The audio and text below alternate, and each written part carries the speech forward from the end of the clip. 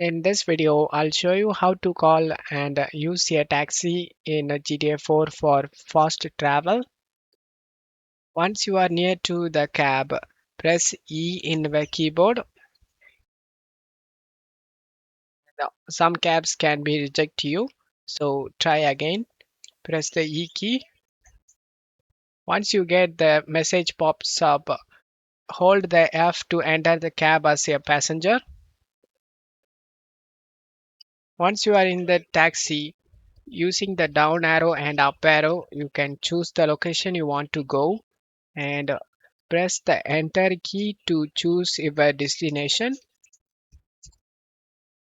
In my case, I am in the 100% save game, so the the destination doesn't shows.